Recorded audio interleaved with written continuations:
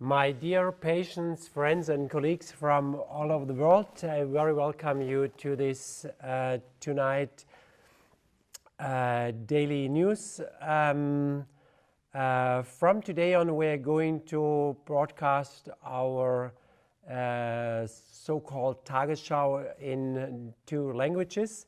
Ganz herzlich willkommen, liebe Kollegen. Wir werden ab heute alles in Deutsch und Englisch machen, weil einfach sehr viel Nachfrage war, auch für unsere Patienten, die von überall zu uns kommen, aber auch sehr viele Anwender natürlich, die unser System verwenden in den USA und in anderen Ländern. We first had to sort out everything, and it's a quite difficult situation, so it took us a while to solve all the, so we don't like to use the word problem, we call it challenge, and to solve out everything, but now we are on track. And from today on, we're going to talk in English as well. I'm very, very excited today. Of course, we are going to talk about an update of the pandemic situation like every day. And like always, we're going to focus on numbers and on the real situation. Also wie immer werden wir uns auf die harten Fakten und reinen Zahlen beschränken wie in der Vergangenheit. Und wir sind natürlich ganz glücklich und begeistert, dass wir heute in unsere Tagesschau einen absoluten Weltklasse-Experten inkludieren werden, Dr. Thomas Levy. Dr. Thomas Levy will be our guest in this show of today. He's a world-class expert cardiologist and lawyer, very well known all over the world, and you might have seen the movie Root Cause, and he did a lot of interviews in this movie. Also dort habt ihr vielleicht ihn ein paar Mal gesehen in dem Film Root Cause, und schon am Anfang, als die ganze Sache in Europa, in Deutschland losging, wurde er zitiert hier in der Hochrhein-Zeitung am 2.3. Bloß keine Panik, Vitamin C-Experte klärt über das Coronavirus auf. Oder auch hier in der Bunten, um dem Coronavirus etwas entgegenzusetzen, wird an der Wuhan-Universität mit hohen Mengen experimentiert, basierend auf den Arbeiten von Thomas Levy. So when it started in Germany, the newspapers, they cited Dr. Thomas Levy and about his experiences in about high doses of vitamin C, and especially in Wuhan, the Wuhan University, they started to use high dose vitamin C infusions, and so that's his latest book, During the Incurable. It was published some years ago. It's a world-class bestseller, and he's talking about vitamin C, infectious diseases, and I mean now this is more actual than ever. It's infectious disease we are facing today. Also dieses Buch, Das unheilbare Heilen, bezieht sich auf die Anwendung von Vitamin C auf Infektionskrankheiten. Genau damit haben wir es zu tun. Also es war natürlich sehr vorausschauend oder ist jetzt aktueller denn je, dieses Buch. Und wenn wir einmal schauen, was hier andere darüber sagen, er wird hier zitiert, and he is on Facebook and some other social media platforms. He has been cited, I've not found any virus for which vitamin C doses does not exert virucidal effect as long as enough vitamin C reaches the virus. Also er sagt, er hat keinen Virus gefunden, wenn man es schafft, dass Vitamin C dort ankommt, das nicht einen antiviralen Effekt zeigen würde. Also wahnsinnig spannend, was er uns heute zu sagen hat. Ich gehe mal ganz kurz noch ein auf die Themen der Tagesschau dieser Woche. Morgen werden wir sprechen über Richard Cheng. der hier, selbst die Regierung von Shanghai hat offiziell Vitamin C gegen Covid-19 empfohlen. Und spannend war für mich zu hören im Vorgespräch, das ich mit Dr. Levy geführt habe, dass Dr. Cheng 2 seiner Bücher ins Chinesische übersetzt hat und die beiden auch schon gemeinsam in China Vorträge gehalten haben. So the topic for the Tagesschau tomorrow will be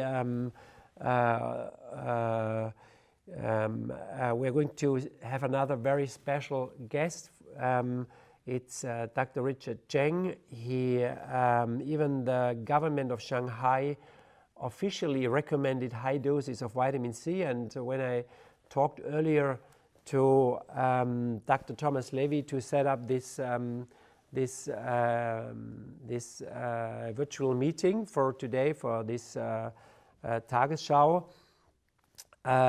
he told me that Dr. Cheng even translated 2 of his books into the Chinese language, and they toured through the US and through China for giving some lectures and speeches. Tomorrow we are going to have Dr. Klinghardt in our daily news show, and he's a world-known, one of the most experienced, most successful physicians regarding not just Lyme disease, but as well all chronic disease. Morgen haben wir Dietrich Klinghardt, die meisten von euch kennen ihn, viele von euch haben schon Kurse bei ihm absolviert. Wir haben ihn ja hier im Education Center mehrmals im Jahr für Kurse, speziell in seiner ART-Testmethode. Und er ist ja auch Leiter der medizinischen Abteilung unserer Klinik. Dr. Klinghardt, by the way, is head of medical of our SWISS BIOHEALTH clinic. On Friday, we're going to see Dr. Joachim Mutter. He's, I would say, the environmental physician in Europe, and he used to work at the, as I know, the first environmental department in the world at the University of Freiburg. And about 15 years ago, I asked him to join me at my clinic in Constance. So we are working for many, many years already together. Dr. Mutter hat gearbeitet in der meines Wissens weltweit ersten umweltmedizinischen Abteilung der Universität Freiburg, die der berühmte Professor Daschner, der sogenannte Hygienepapst, gegründet hatte. Und ich habe ihn vor 15 Jahren etwa gefragt, ob er in meine Klinik nach Konstanz kommen würde. So lange kennen wir uns schon, arbeiten zusammen. Das wird unser Gast am Freitag sein. In der kommenden Woche, wir sind gerade da dran, für euch Weltklasse-Experten zu akquirieren, zu fragen. Und das Tolle ist, dass so viel Bereitschaft da ist, hier zu sprechen. Ihr könnt gespannt sein, wir haben einige wirklich World-Class-Leute, die wir haben werden. Diejenigen, die schon zugesagt haben, sind aktuell Professor Ingo Frohböse. Er war mehrmals Vize-Weltmeister im 100 Meter und 200 Meter Lauf. So we're very happy. At the moment we're asking a lot of world-class experts all around the world if they would join us for this Tagesschau. And and the nice thing is that most of them, they just instantly agree, because they know it's a very special situation where we have to work together to make the best out of it. And the ones who have already confirmed is Professor Ingo Frohböse. He was 2 times vice world champion in running, sprinting of 100 and 200 meters. So he himself is a world-class athlete, and he's a professor at the biggest sports university in the world, the Sports University of Cologne. Also er ist übrigens auch Professor an der Universität von Köln, das die größte Sportuniversität der Welt ist. Und wer auch zugesagt hat, den haben wir jetzt von Freitag diese Woche auf nächsten Freitag verschoben. Er ist momentan noch im Urlaub und tankt noch etwas Vitamin D3, sodass wir ihn dann nächsten Freitag haben werden. Levy Ribeiro, die Ikone schlechthin in Lateinamerika für biologische Medizin. Er hat sogar einen Ausbildungsauftrag der brasilianischen Regierung, Postgraduate Education in biologischer Medizin. Ich kenne ihn persönlich mittlerweile sehr gut und wir werden ihn nächsten Freitag dazu schalten. Another top expert will be Dr. Levy Ribeiro from Sao Paulo in Brazil. He is the icon in Latin America regarding biological medicine, and he's been asked by the government or the Ministry of Education from the Brazilian government to perform a postgraduate education for medical doctors in biological medicine. So he confirmed already for next Friday. So this will be not just this week, will be amazing. Next week will be very interesting as well. So stay tuned. Now we're going to talk about the pandemic update, and we are still to make things. I like to keep things simple, so we call it KISS principle: keep it simple and stupid, not to make things too complicated. And so actually the most important numbers we want to know, let us say in other words, we are afraid about the exponential growth of the spread of the virus. And to measure that, a very good idea is to see how many days it takes to double the number of cases. And the more days it takes, and you could see in China it takes almost 700 days to double the numbers, and this is why they are in the green zone already. Also wenn wir jetzt über den Verlauf der Pandemie sprechen, dann fokussieren wir uns in der Zukunft auf eine einzige Zahl, und zwar die Exponentialität, die uns interessiert. Die Frage ist ganz einfach: Wie viele Tage dauert es, um die Anzahl der Erkrankten zu verdoppeln? China braucht mittlerweile 700 Tage, das heißt 2 Jahre. Deswegen sind die in der grünen Zone. Südkorea ist auch in der grünen Zone, wie wir sehen können. Wir sehen, dass Italien immerhin schon in der gelben Zone ist, zusammen mit Spanien, Iran, Niederlanden, Norwegen und Schweden. Und das zeigt, dass unsere Einschätzung nicht ganz falsch war, die wir am 3. Februar gegeben haben, wo wir eine kritische, differenzierte Einschätzung zu der Corona-Pandemie gegeben haben und auch erklärt haben, was wir vorschlagen an Vorsichtsmaßnahmen, wie wir das Immunsystem stärken. Das ist aktueller denn je. Wenn ihr das jetzt durchliest, es hat sich nichts verändert und es zeigt, dass wir richtig liegen. So, with those numbers, we could see that our post we published on our blog at the SWISS BIOHEALTH website on the 3rd of February. It's almost 7 weeks ago. We had a quite clear idea about the spread of the virus and about the precautions we could and should take, what we could do to boost our immune system, and it's more actual than ever, and the actual situation proved that we had been right what we were talking then 7 weeks ago. But let's have a look at the chart, and we can see from yesterday to today, Italy went up to 6 days already. Also wir sehen, von gestern auf heute ist Italien nach oben gegangen. Je steiler die Kurve nach oben geht, desto besser, denn desto mehr Tage benötigt der Virus, um sich zu verdoppeln. Das heißt, die Ausbreitungsgeschwindigkeit wird immer geringer, und wir sehen, Italien hat mal bei 4,5 gestartet, am 19.03. liegt heute bei 6. Auch Deutschland entwickelt sich sehr schön.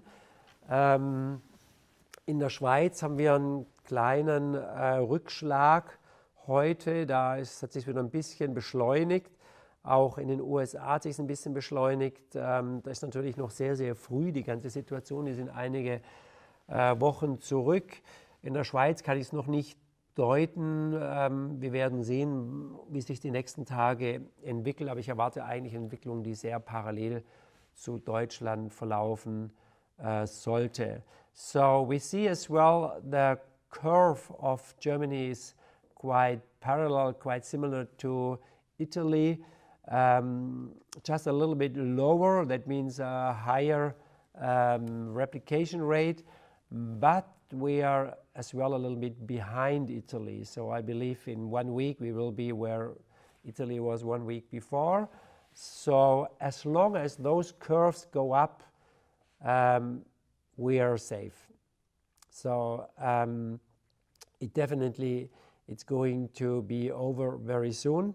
We have a little bit fallback in Switzerland. I don't know why. I mean, it's a small country, we will see. And actually, I expect that it should be more or less the same than in Germany because we are so close to each other. And the precaution measures are more or less the same, maybe even a little bit stronger in some areas. I mean, not stronger regarding we're still allowed to go out of the houses, but clinics have been shut down. We will see, but it will be important to see how it develops the coming days. And in the US, it's more or less the same over the last few days. I mean, this is because it's quite new in the US.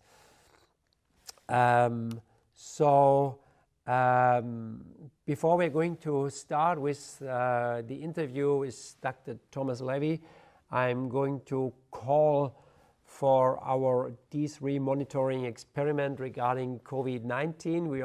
We asked our German viewers yesterday to register on the website d3-study.org. And please forward this information to as much people you know as possible.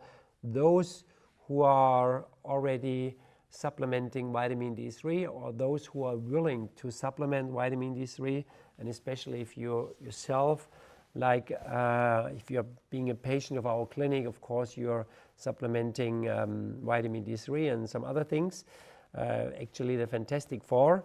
Then I would like to ask you to take part in this monitoring experiment because we want to get more knowledge about if we could avoid something repeating next spring. Also hier nochmal der große Aufruf an euch alle, bitte, die es noch nicht gemacht haben, geht auf die Webseite. Gestern hat es nicht gleich geklappt. Wir waren noch nicht so schnell mit dem Programmieren der Webseite. Wir müssen sehen, wir haben die Idee am Samstag gehabt, am Sonntag umgesetzt. Wir haben das ganze Wochenende alle durchgearbeitet.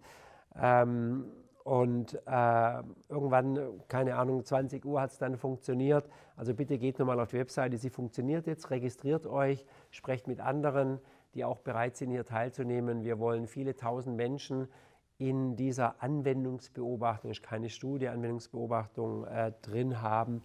Und ihr bekommt dann die nächsten Tage, sobald wir den Fragebogen programmiert haben, weitere Informationen bzw. den Zugang zu dem Fragebogen.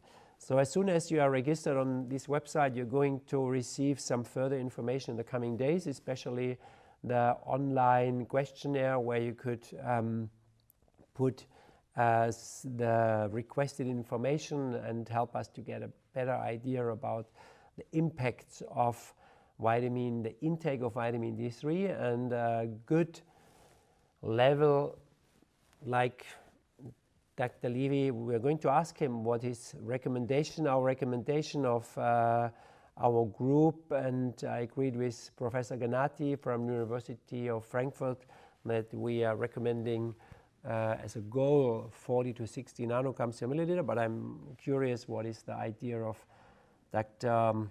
Levy. Also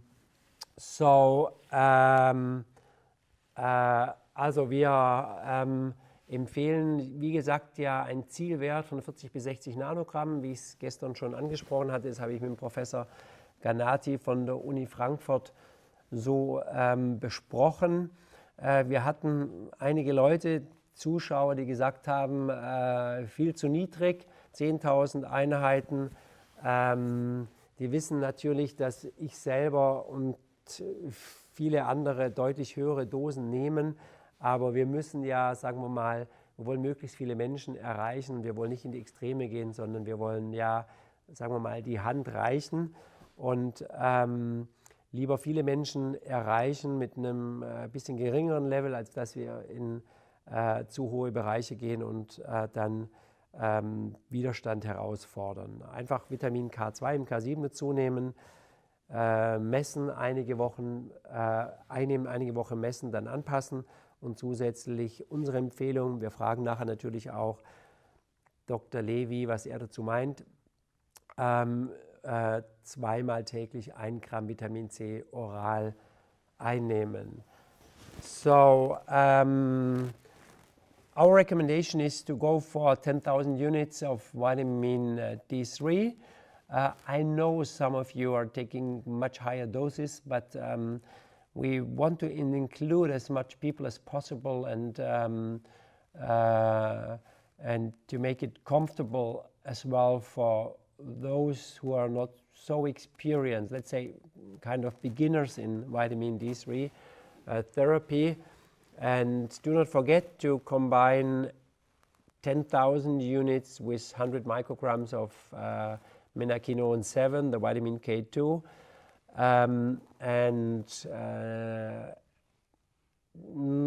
try, if possible, to measure ours after several weeks. If you have reached the goal of 40 to 60 nanograms per milliliter, and then you could adjust. If it's higher, you could go down a little bit. If you're still maybe at 30, 40, you could go for a little bit higher doses. And as well, our recommendation is to go 2 times for 1 gram of vitamin C. But of course, we're going to ask Dr. Levy as well what's his idea about that. Okay, so now we are going to talk to Dr. Levy, and I'm very happy that that he agreed to talk to us from his place in Florida. Actually, he was supposed to do a 1-day course here in our SWISS BIOHEALTH Education Center last Friday, but of course we had to cancel it. We are not allowed to do any courses anymore, and so we have postponed his course for the 4th of November. But anyway, now we're going to have him for about 20 minutes, 15 to 20 minutes, and to ask him all the questions. We are very curious to know what's his idea about the whole Corona thing, and what we could do to protect ourselves, our loved ones, our patients, what we could do as dentists, and what his idea, what we should do in case of infection or, let's say, showing symptoms. Also wir werden jetzt gleich mit ihm sprechen, und wir hätten eigentlich letzten Freitag hier in den Räumen des SWISS BIOHEALTH Education Center, die Tische, Stühle sind jetzt alle leer, hätten wir eigentlich letzten Freitag den Kurs mit ihm gehabt, ganztägigen Kurs. Der musste natürlich storniert werden, ganz klar. Wir haben ihn verschoben auf den 3. oder 4. November. Wir schauen gerade noch, welcher Termin besser passt. Dann wird er hier sein. Wenn er euch gefällt, und davon bin ich überzeugt, ich habe ihn schon öfters gehört, zum letzten Mal an einem Kongress in Boston letzten Herbst, dann kommt hier im November her, um ihn persönlich kennenzulernen. Und wir werden ihn jetzt einfach mal fragen, was er meint, wie wir uns und unsere Familien schützen können, unsere Patienten schützen können, vorbeugen, was wir aber auch tun können im Falle einer Erkrankung.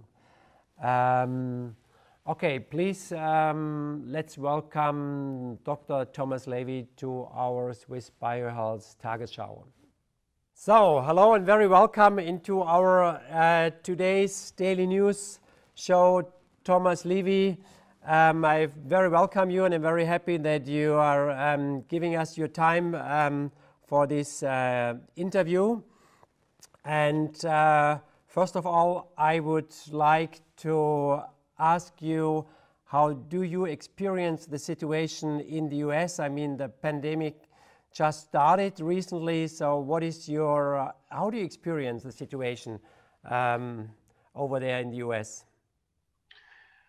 Well, right now, the coronavirus in the US is sort of a mixed bag. That's because we have 50 different states, and some states have certain factors and others have certain factors. Right now, the virus seems to be exploding in New York City and in California, and to a lesser extent in Washington State. And there's other places like Florida, where we had a peak of cases and now they're coming down. So it's like I say, it's a mixed bag. I think my perception is that we're going to continue to have a few areas like New York City where it's going to get, I'm afraid, a lot worse before it gets better.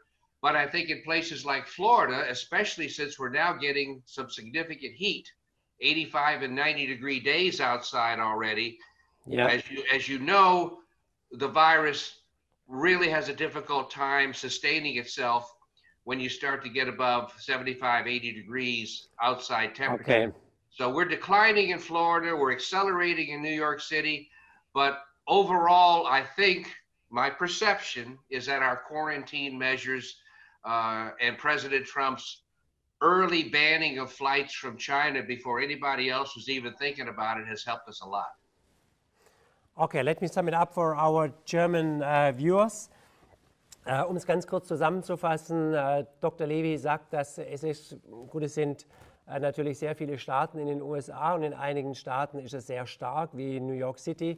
In anderen Staaten wie Florida ist es sehr, sehr viel schwächer, und er denkt, dass es auf jeden Fall geholfen hat, dass sehr frühzeitig Reiserestriktionen eingeführt wurden. Und ich werde ihn jetzt mal fragen, was seine Idee ist, warum es gerade in Regionen wie New York so schlimm ist. I would like to ask you, Thomas, what do you believe is the reason why it's so bad in like a city like New York City? What could be the reason for that?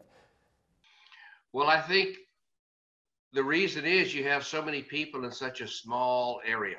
Okay, I think it's strictly, no matter how well you quarantine in New York City, you still have a much, much, much more concentrated number of people and airspace where the virus transmits than you would have, say, in Idaho or Wisconsin or something like that. So you just simply have a whole lot more crowding, no matter how well you quarantine the people.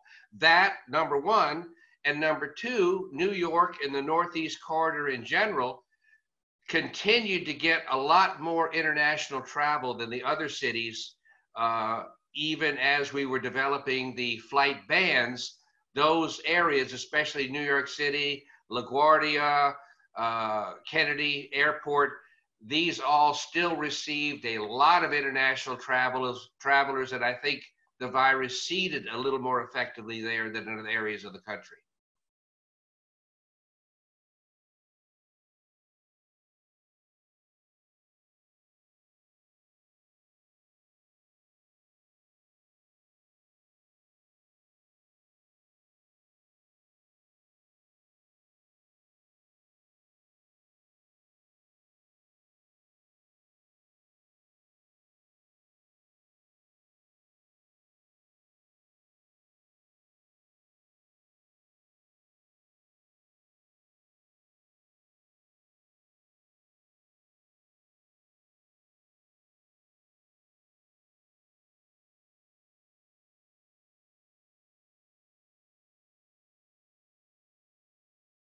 Well, the temperature is one factor. This is a very multifactorial situation. But traditionally, and I say traditionally because this apparently is a new virus, who knows for sure, but traditionally viruses flare up during the cold months, and right around this time, the beginning of April going into May, is when viruses and viral epidemics begin to subside. And the idea is that I believe one study showed that when you start getting temperatures above a certain level, the virus actually starts to disintegrate. That combined with the fact that the sinuses appear to be where most of the virus proliferates. So in the winter, the coldest area of your body is your sinuses, which are the closest to the surface. And that's where the virus gets in, proliferates, you develop the runny nose, eventually the sore throat, proliferate the virus, and you have your syndrome. But conversely, when you can start getting that area warmed, and actually, this is very anecdotal, but my best relief personally from these type of scenarios has been when I get into my far infrared sauna and put my nose directly against the heating element and inhale to where it almost burns, but not quite. And I know I'm getting extremely hot air inside my sinuses. And from my experience, again, purely anecdotal, it's worked very effectively for me in knocking out viral infections and certainly putting the brakes on them. Okay, also Dr. Levy ist der Meinung, dass es auch damit zusammenhängt, dass einfach in den Monaten April, Mai die Temperaturen immer höher werden, die das Überleben für den Virus schwieriger machen, aber natürlich auch, der Virus startet natürlich sich zu vermehren auf unseren Schleimhäuten in der Nase und wandert dann über den Rachen in die Tiefe. Und sobald die Temperaturen höher werden, ist natürlich eine bessere Chance, hier höhere Temperaturen hinzubekommen. Er selbst, der geht sogar in die Infrarotsauna und hält sein Gesicht, seine Nase extrem dicht an das Infrarotlicht, sodass er sich fast schon verbrennt, aber eben gerade nicht. Und das macht er grundsätzlich bei allen Infektionen. Wir werden ihn jetzt mal fragen, für wie gefährlich er den Virus tatsächlich hält. We are interested, Thomas, how dangerous do you believe is this virus actually? Is it just another virus? I mean, there are so many viruses, and there would be no life on Earth without any viruses. And so, of course, we know that viruses which are not, let's say, specialized on humans, which come from, let's say, the animal kingdom, they're a little bit more dangerous for us humans. But in general, is it the bad virus, or has it something to do with our immune system? This, of course, is my opinion. I've heard a lot of the different medical opinions on TV from different doctors. Number one, in my opinion, which makes this virus so scary or formidable, is I do believe it's one of the most contagious viruses that we've ever found. Okay, mm-hmm. I think it's vastly more contagious than any virus we've ever run across. So, but I'll tell you in a moment, that's a bad thing and it's also a good thing. I'll tell you in a moment. So it's highly contagious, but the statistics will not end up showing, I think, far less than 1% of people will die. Now, already in the United States, we have our influenza, regular flu, and it's already killed 40 or 50,000 people. The coronavirus has only killed, I think, in the United States, roughly 250 people. Now, that's probably going to get better before it gets worse, but the other thing that makes this such a scary virus is it really attacks the lungs hard. So when people are not dealing with the virus well and they are getting sicker, it really focuses on the lungs, and these people end up being on respirators before they recover or they die. This has not been a problem with regular influenza. Basically, when an old person gets influenza, they get very sick and then they eventually die, but they don't die via respiratory failure and the respirator. Now, the very fact that this is highly contagious is going to also be, I believe, what wipes it out. My personal opinion, in my series of friends and family member, about 12 people, 5 or 6 of them gotten sick. Now, I'm not saying it's coronavirus. I don't know. They didn't get checked, but 5 or 6 have gotten sick. I think when it's all over, if we're able to possibly estimate it, many, many, many millions of people in the United States will have gotten the virus, but very few will have had symptoms. And this fact will give a herd immunity that will, down the road, stop its propagation. Okay, also er sagt, der Virus ist grundsätzlich insofern speziell und tatsächlich auch in einer gewissen Art und Weise gefährlich, weil er extrem infektiös ist, also extrem schnell und breit übertragen wird und weil er speziell den unteren Respirationstrakt natürlich befällt. Das macht ihn eigentlich so gefährlich. Und auf der anderen Seite sagt er, das ist, alles hat auch eine gute Seite. Und die gute Seite davon ist die, dass, weil er sich so schnell vermehrt, dass natürlich, wie ich ja gestern schon erläutert hatte, jeder, der infiziert ist, ob er erkrankt oder nicht, eben die meisten erkranken nicht, wird natürlich eine Immunität haben. Und wir haben dann eine sogenannte Herdenimmunität. Und von daher wird er sich praktisch selber wieder auslöschen. Wir wollen ihn mal fragen, was er davon hält bezüglich, sagen wir mal, Vorerkrankungen. Ich habe ja diese Grafik gezeigt, dass in Italien 99% 1, 2 oder 3 chronische Erkrankungen haben. Und wir haben natürlich diesen extremen Smog in Wuhan und in Italien, die natürlich eine, sagen wir mal, eine schlechte Voraussetzung sind, Rauchen vielleicht auch, in Bezug auf den Virus. Thomas, since this virus is especially, let's say, attacking the lower respiratory part of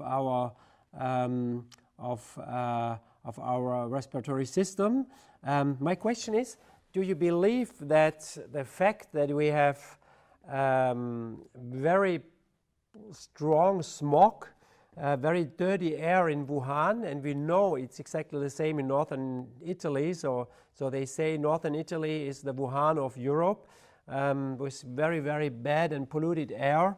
Does this may have an impact on, I mean, infection is one thing. As long as I would not get ill and as long as I would not die because of the virus, I will be immune afterwards, and so and I couldn't be contagious when it comes to next time. So, but could this precondition of the smog on one hand, and on the other hand, patients may be already suffering from chronic diseases? So the government in Italy, they published a study that showed, or information that showed, that 99% of the patients who died, they already had 1, 2, and even 49% had 3 chronic diseases. So we have a lot of preconditions, and as well, maybe like, let's say, I mean, in US, nobody else is smoking anymore. Just in New Orleans, just 1 week ago, I had a speech at a lecture in New Orleans, and so this is a strange place. They still smoke a lot there. So, but as you might know, in some European countries, as well in Switzerland, and as well in Italy, a lot of people, they smoke. It's maybe even the, let's say, the Italian breakfast, espresso and a cigarette. So do you believe that this is maybe something what makes it more dangerous for those people? Absolutely. And let me say, I spent 13 years in New Orleans, so I hope you got some good food before you left as well. Of course, French cuisine. I think it's an excellent point, and we already reviewed the fact that for whatever reason, the virus does appear to attack the lungs extremely directly, even though you might have virus disseminated throughout your body. For whatever reasons, it seems to hone in on the lower respiratory tract. Now, obviously, as you pointed out, anything that makes you as a potential infected person have a pre-existing state of diminished lung function or impaired lung function is going to be much worse.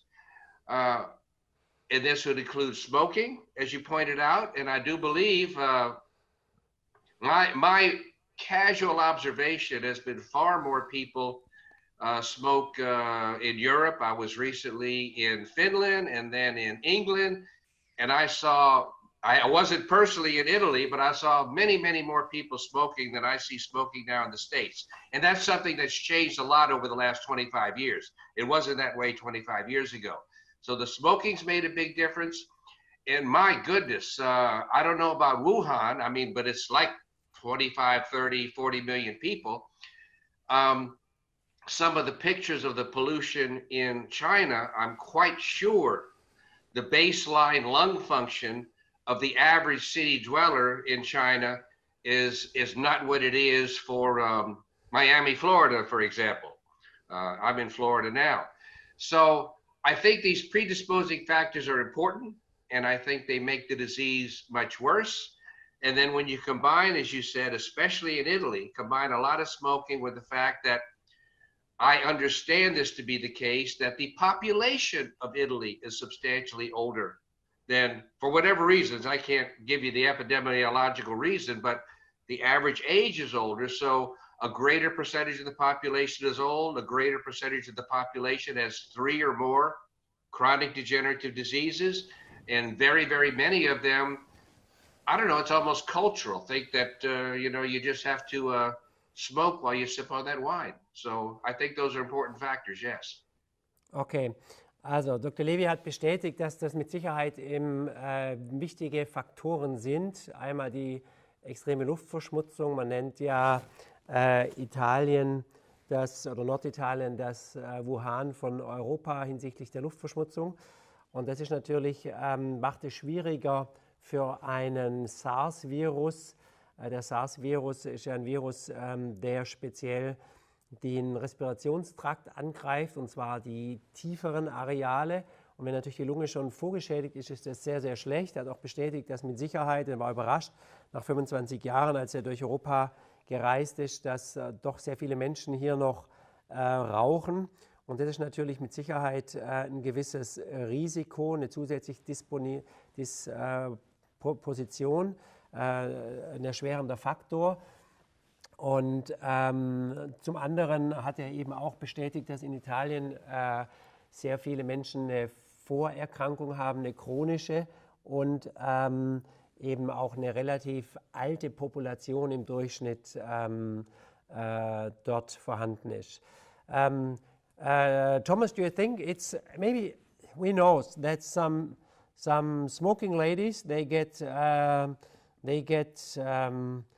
pregnant, and the same second, without showing any side effects, they are able to stop smoking the same minute. So I mean, in psychology we know it's all about leverage. So maybe this situation with the virus could put some leverage on the smokers, maybe to quit smoking and or maybe to at least reduce it. Would that be a good idea as some precaution measures? Well, I would think so. Certainly, it would scare the daylights out of me as a family member to see an older family member that I know has bad lungs from years of smoking having an extremely difficult time mobilizing his secretions and taking a normal breath, and then eventually going on a respirator and dying.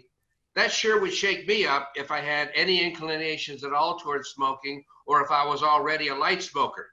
So I think there could be an effective campaign there. I don't know exactly how you would do it, but I don't think there's, for me personally though, my particular phobia, if you will, is having a condition that compromises my ability to breathe. I mean, that singularly would upset me more than anything else. So all I can say is I'm extremely happy I've never smoked in my life. I never had an inclination to, but hey, you never know what direction life is going to take you in. But to have secretions building up that you no longer have the capacity to cough up is, to me, a horrible scenario. Okay, Also, ich habe ihn gefragt, ob er denkt, dass das jetzt angesichts dieser Situation Sinn macht und vielleicht auch eine gewisse psychologische Hilfestellung ist für die Raucher unter uns, das Rauchen zu reduzieren und vielleicht sogar die Gelegenheit zu benutzen, aufzuhören. Er sagt, auf jeden Fall wird es die Chance erhöhen, denn das Einzige, wovor er Angst hat, auch für seine Familienmitglieder, geht in die Richtung, dass sie nicht mehr in der Lage sind oder er selber abzuhusten, denn wenn wir das nicht mehr können, dann wird es einfach deutlich gefährlicher. Und jetzt wollen wir ihn mal fragen, was er denn für sich und seine Familien tut, so als Vorsichtsmaßnahme. Thomas, I would like to ask you what you yourself and your family, your loved ones, and what you recommend. What are your recommendations or your precautions measures? How to protect yourself against the virus and to boost your immune system? I mean, as I understood, it's to get infected and to become very ill because of the coronavirus. The question is all about immune system. So, and in my opinion, we should boost our immune system and we should protect ourselves as good as possible. So, how you are protecting yourself and your family members? Well, of course, and I'm not minimizing it, it's very important. There's all the traditional hygiene, the hand sanitizing, not touching your face, trying to maintain your distance from other people because you don't know who's a silent carrier and who's not. So those common sense measures are simple but very important. Then there's the supplementation in the immune system.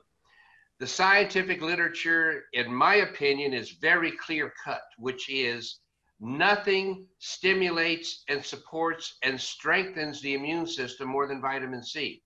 Vitamin C is absolutely critical in making sure all your white cells and all your immune factors are optimally charged.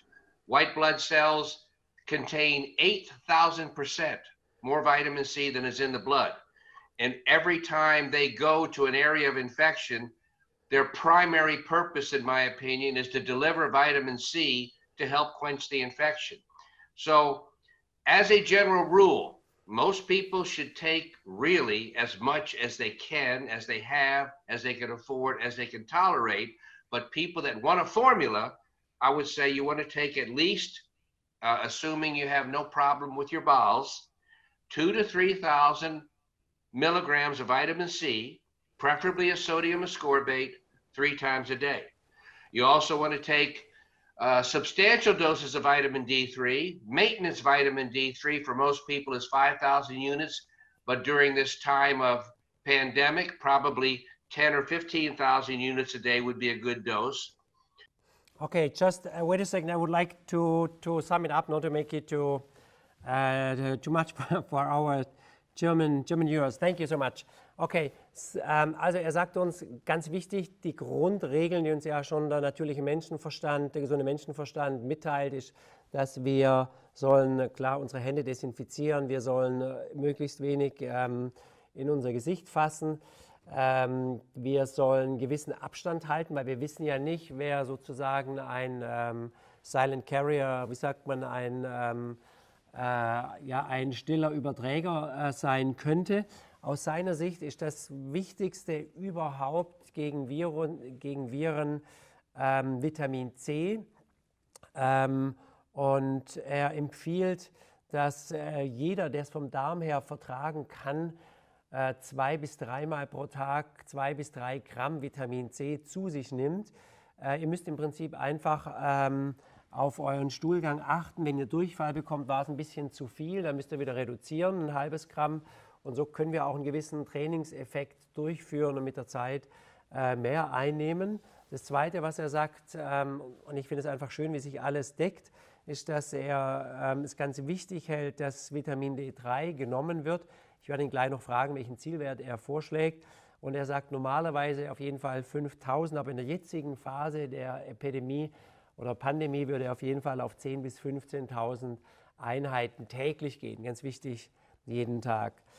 Thomas, what you would suggest, what is, let's say, the goal of the level? How many nanograms? Is it 40, 60, 80, 100? Or what is your idea?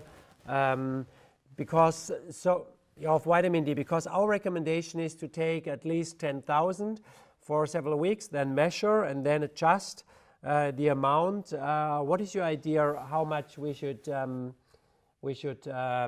take? What would be the goal where we should come with our level in nanograms or nanomoles? Yeah, I'm not sure with the nanomoles. I do the nanograms per cc, Yep. and generally Yep. between 50 and 100, maybe even more preferably 60 to 100. It would be the goal. The important thing about that too is there are some people that appear to be resistant to building up their vitamin D levels. That's one of the other reasons, and there are many, many reasons why it's important to supplement magnesium as well, because it helps you in normalization of your vitamin D levels, and it helps facilitate the action of the vitamin D.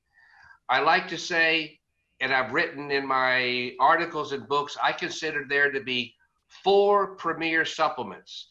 Many, many good supplements exist, but to me, these 4 are the most important and should be a part of everybody's regimen. That's vitamin C, vitamin D3, vitamin K2, Magnesium. and my God, the most important one. Very good. Yeah. And the reason why this is because all 4 of these things work to normalize intracellular calcium, which is the pathology in all diseases. You bring those calcium levels down, the cells are much more resistant to infection, much more resistant to any type of disease. So whatever else you take, and there are many other good things to take the magnesium, take the C, take the D, and take the K2. Okay, wonderful. So the very interesting thing is that in our clinic, the SWISS BIOHEALTH clinic, we force the patient to get their levels between 70 and 100 nanograms before we do any surgery. So I think that's a good idea. And the very interesting thing is, and I believe it's not by accident, it's not a coincidence, that in all my lectures I'm talking about the Fantastic Four. What is exactly those 4? So that's very interesting. So I recommend exactly the same. I'm going to sum it up. Also, ich habe ihn gefragt, welche Level er anstrebt, und er sagt, man sollte 50 bis 100, er würde eher sogar sagen 60 bis 100 Nanogramm. Wir sehen in USA, Florida und Kalifornien sind die schon ein bisschen weiter als wir. Wir haben jetzt vorsichtig gestern mal formuliert, Professor Ganati und ich, dass wir 40 bis 60 anstreben. Er sagt eher Richtung 100. Und er sagt, bitte nicht vergessen, unbedingt Magnesium dazu nehmen, Magnesium 2+, also zum Beispiel Magnesiumcitrat, denn das brauchen wir praktisch auf jedem Level vom Calciferol zum Calcidiol zum Calcitriol. Brauchen wir Magnesium, aber auch das Parathormon ist alles kontrolliert, dann aber auch für die Resorption im Darm von den Mineralien brauchen wir Magnesium 2+. Natürlich Vitamin C hat er schon genannt, und das 4. sagte er genau gleich wie wir und in allen meinen Kursen. Und ich habe gestern ja diese schöne Tafel gezeigt oder diesen Chart, wie alles interagiert, ist dann Vitamin K2, MK7, weil das eben die Mineralien in den Knochen transportiert, dass sie an der richtigen Stelle sind. Wir nennen das die Fantastischen 4 oder die Fantastic Four. Und das finde ich spannend, dass es genau die 4 sind, die er uns empfiehlt. Wir wollen ihn jetzt mal fragen, in Bezug auf die Therapie mit Vitamin C-Infusionen für den Fall einer Erkrankung. Thomas, I would like to, I think I told you already that tomorrow we are going to have Dr. Cheng in our daily news show. I heard that he translated even 2 of your books into the Chinese language, and you have been even with him lecturing in China. So that's very interesting. I didn't know that you know each other, and that's very, very interesting. And so what's your idea in case somebody is not just infected but is showing symptoms? What would be your treatment protocol regarding vitamin C? Regarding vitamin C, if it's possible, you want to get them on intravenous as quickly as possible. And very important in your vitamin C administration is frequency. For a long time, I've said the most important thing is dose. Perhaps equal or slightly more important than dose is frequency. Rather than give 50 grams all at once over an hour, you'll get probably more benefit by giving 10 or 15 grams, if you're limited to 50 grams, 4 times a day, every 6 hours. You keep the blood levels up throughout the day. The most best way to do it, in my opinion, would be something along the lines of 25 grams every 6 hours for most adults. Obviously, you could adjust upwards for a very large adult. You could adjust downwards for a smaller adult, a small woman, a large child.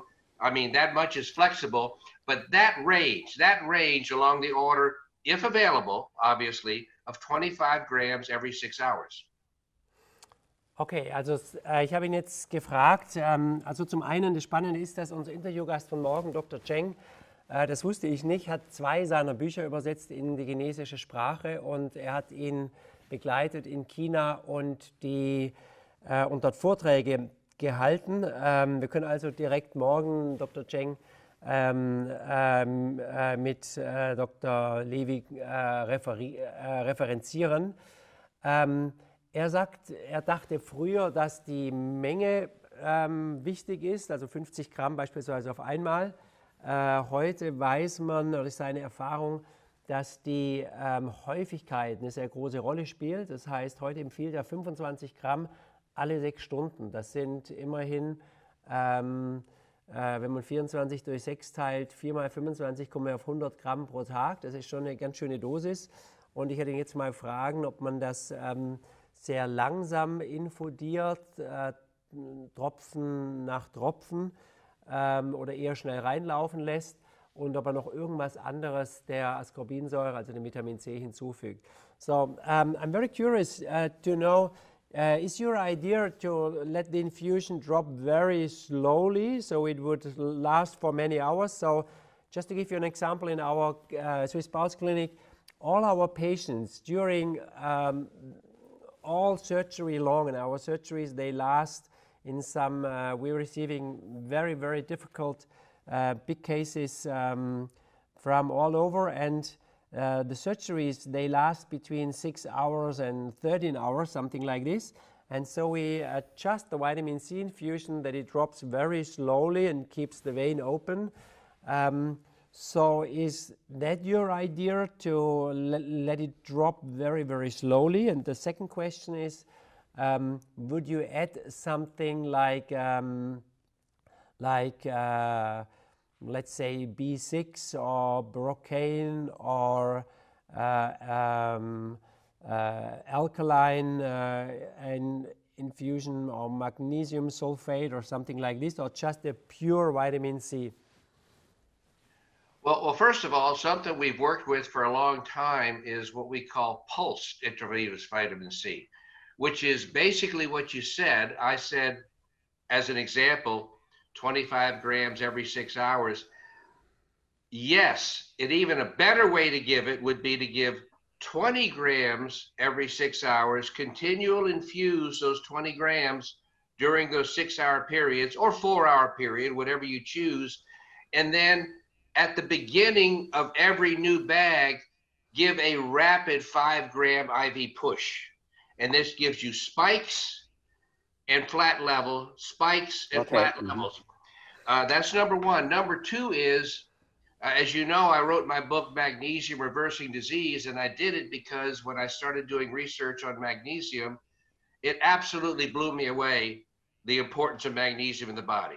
Arguably, believe it or not, might be more important than vitamin C. That's another story. But yes, I listened to your lecture in Boston last year. Do you remember, in autumn? So you were talking about magnesium, yeah.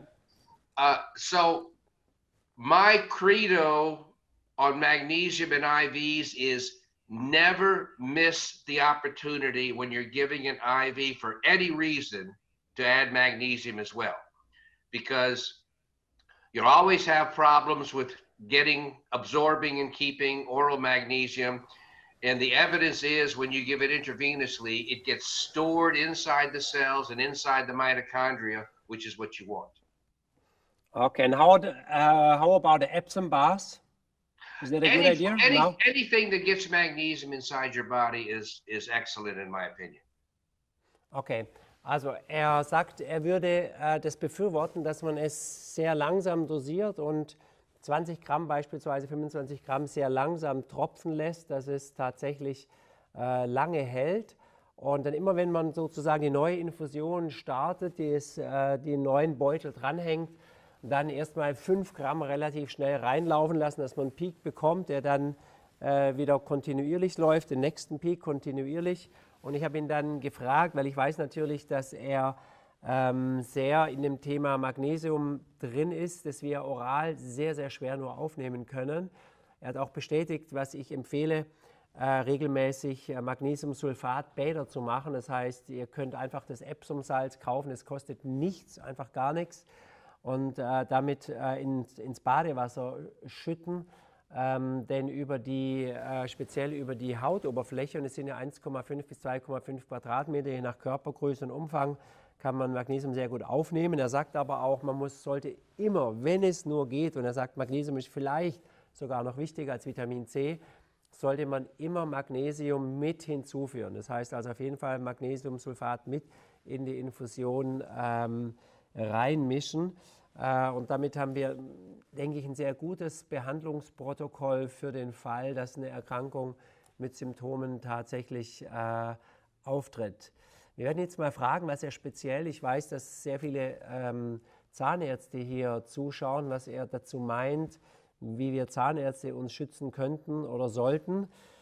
Thomas, there are a lot of biological dentists watching this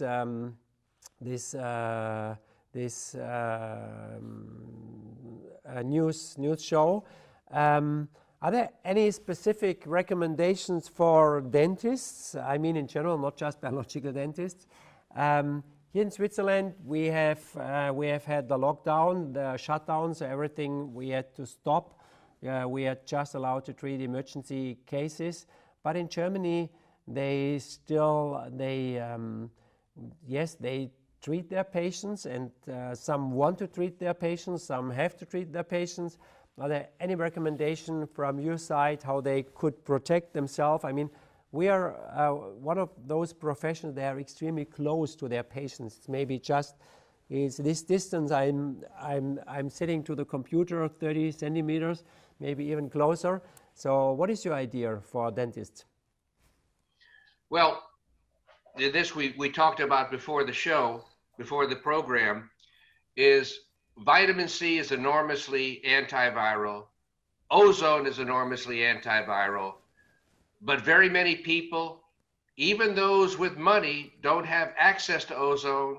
And depending on how restrictive your government is, you might not have access to vitamin C. So those theoretical antiviral things can't be what you rely on. Amazingly enough, and this would apply both for treating a virus as well as preventing viruses and diseases such as you would get as an exposure as a dentist, is nebulized hydrogen peroxide. H2O2, 3%, regular hydrogen peroxide. We all know this completely takes out all the pathogens in an open wound. Well, guess what? When you inhale it and it goes into your nasopharynx and oropharynx and sinuses, it also knocks out the viruses and pathogens there. And even if you have a full-blown case of influenza or coronavirus, in my opinion, the main propagating factor is the continued high titer replication of the virus in your nose, in your throat, and in your sinuses. And if you're able to directly attack that with hydrogen peroxide nebulization, I like to say you chop the head off the snake. Unless you're just a very critically ill person, your body will then mop up the virus in the rest of the body. And quite logically, if you've had an exposure or you want to deal with a possible exposure, such as having done dentistry all day long with 8 different people and you have no idea what they have going on pathologically in their naso and oropharynx. At the end of the day, do a simple 10 or 15-minute nebulization with the peroxide. And I don't suspect this is true. I know this is true. Maybe people are turned off by somebody feeling absolutely certain of an outcome, but I guarantee you, if you nebulize hydrogen peroxide at the first sign of a runny nose or a sore throat, you'll be well in 12 hours. And I mean, it costs nothing. Costs nothing. And also 3% might be strong for some people, so you can dilute it 50-50 with water. You can dilute it 25-75 with water, whatever is comfortable. Just regular water? Just regular water. Just regular water. Okay, yes. Okay. Maybe you could show us the nebulizer you're using? Oh, yes. Oh, yeah, wonderful. Okay.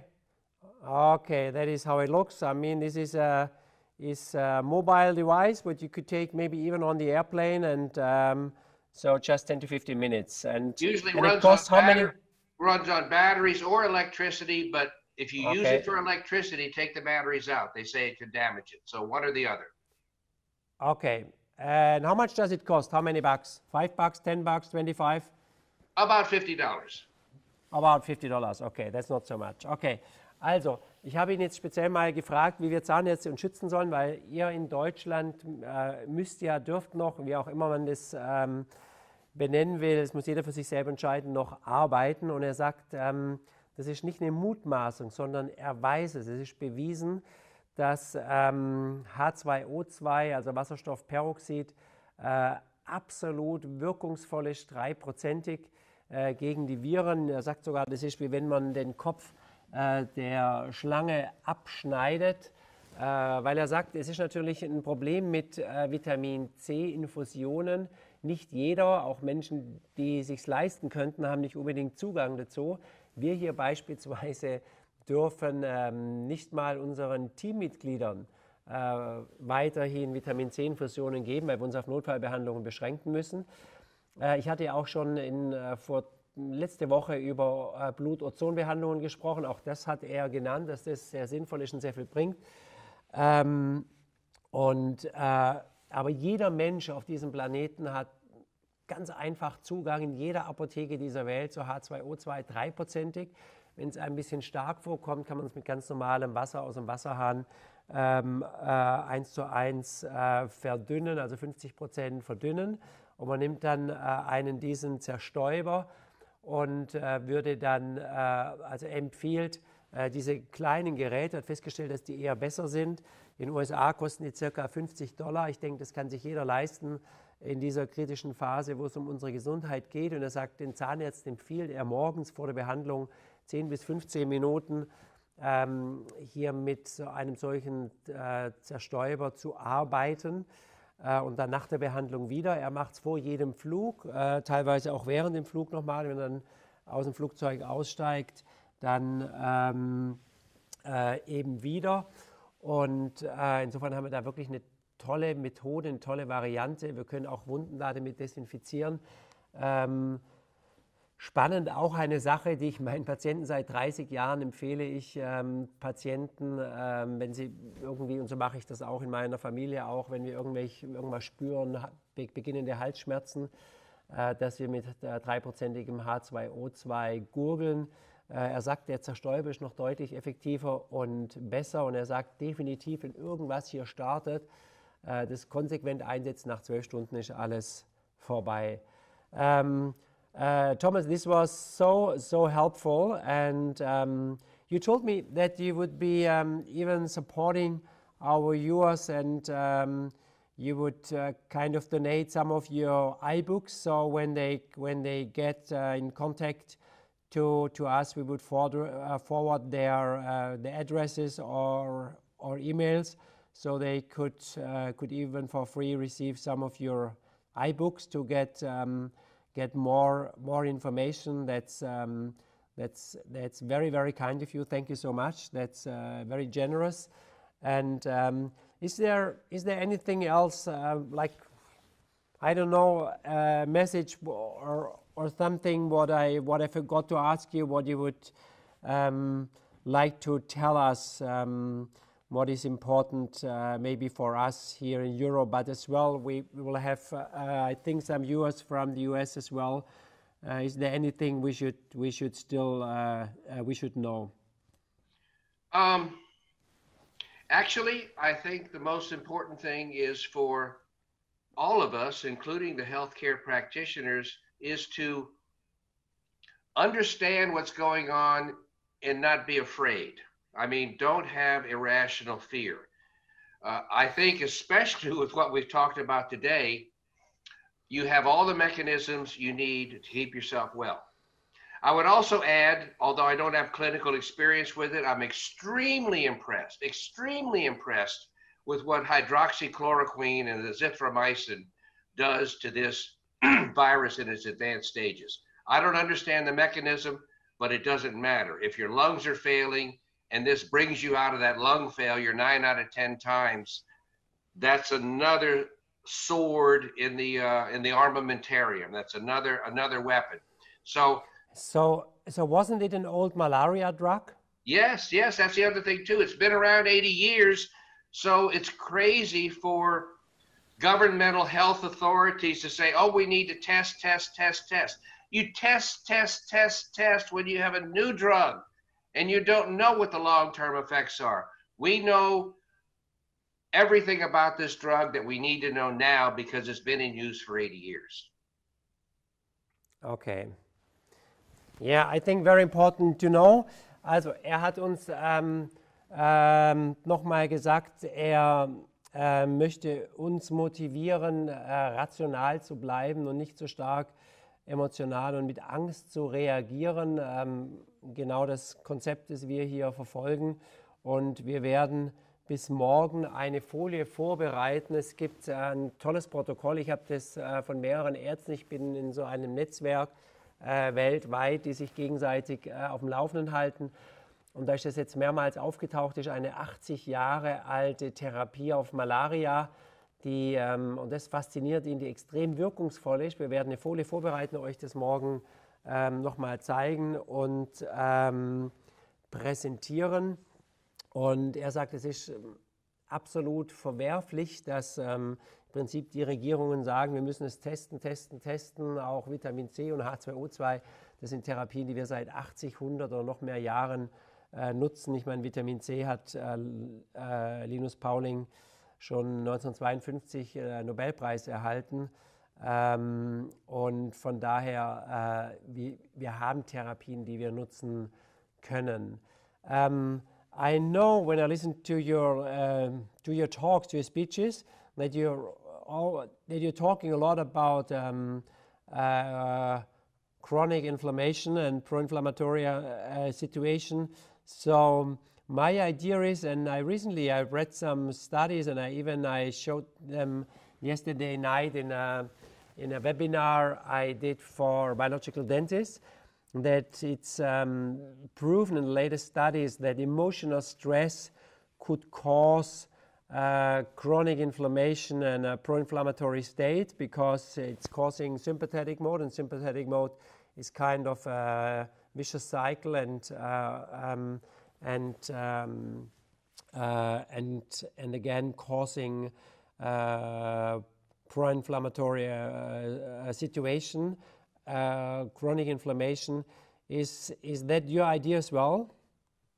Yes, I believe that stress of any type, especially higher chronic stress levels, even though the mechanism might not be clear, clearly do depress the immune system and depress your ability to react appropriately. This is probably one of the reasons why getting great sleep at night is so important, because you're not stressed while you're sleeping, you're allowing things to regenerate, and when you can take a sane, rational approach to the next day and not just be filled with anxiety over every possible negative outcome that can occur in a situation, you're going to do a lot better. Obviously, I just consider that a contributory factor. You still need to pay attention, of course, to all the other principles we've talked about today. Yeah, okay. Also er bestätigt auch, dass emotionaler Stress, und den haben wir natürlich momentan in sehr hoher Dosis, speziell wenn wir den Medien folgen. Und mit dieser Tagesschau wollen wir ja hier einen Kontrapunkt setzen und eine Alternative bieten.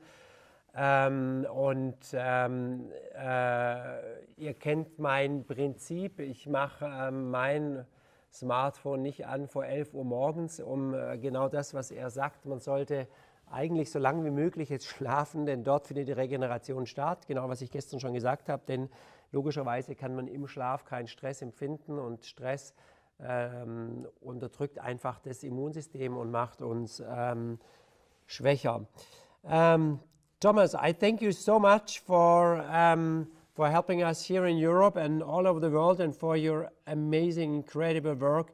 I mean, you have dedicated a big part of your life for